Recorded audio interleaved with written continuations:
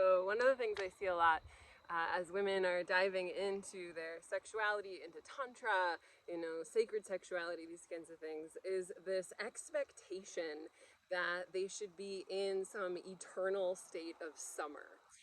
Right? And the culture kind of feeds us this BS as well, wanting us to be in this perpetual sort of maiden state, always fertile, always ready to go, always like juicy, right? And this just isn't how sexuality works. This isn't how humans work. This isn't how nature works. There's a death, there's a dying. It's the fall equinox, we're moving into autumn. And so this is a beautiful time to be embracing this kind of death, this cycle of sexuality, of the fertility of the earth, that's drawing inward.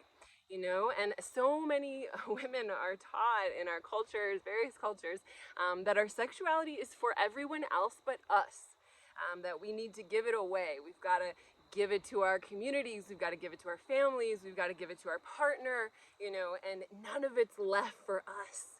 And so in my upcoming course, Oceanic Bliss, we are teaching our bodies, right, on an energetic level, how to hold our sexual energy, how to draw it inward and let it be for us, right? Let it belong to us, let it nourish us, into the depths, right? When we look at plants and nature at this time of year, all the energy is moving into the roots, all of it's moving into like the trunk of the tree.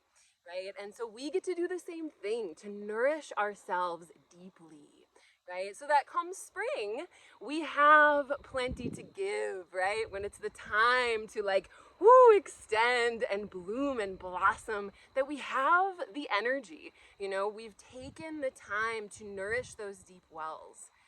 So this is one of the themes we're going to be working with Oceanic Bliss, is how to draw that in, how to say to the outside culture, to our demands in the world, even to our own internal programming that says, your energy's for everyone else, don't you dare nourish yourself.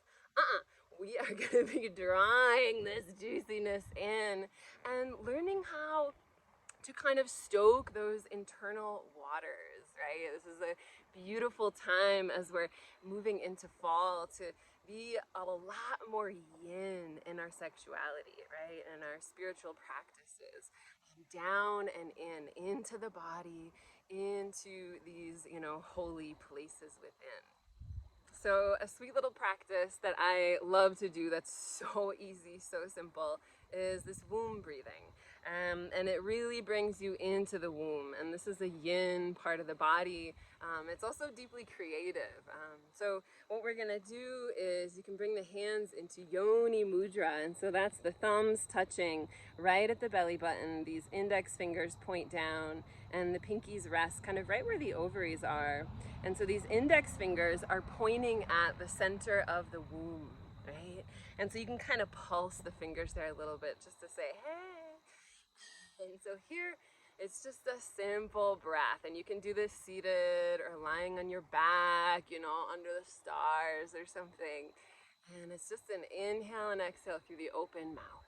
Inhaling into the center of the womb. And again, you can just sort of pulse the fingers a little bit there.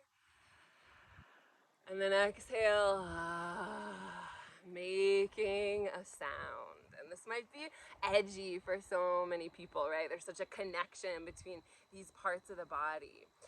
But you want to give it a voice. And it might feel kind of, awkward at first. And we don't want the sound to be pretty, or it doesn't need to be pretty, right? You're just inhaling into whatever you feel. Inhaling into that center of the womb, exhaling to make her sound.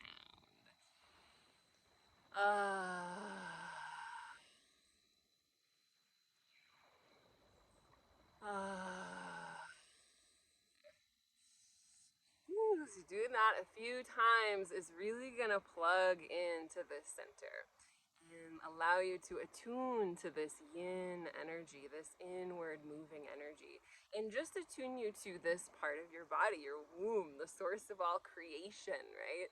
This kind of alchemical cauldron that you live in, that is you, right? I'd love to hear how this practice goes for you.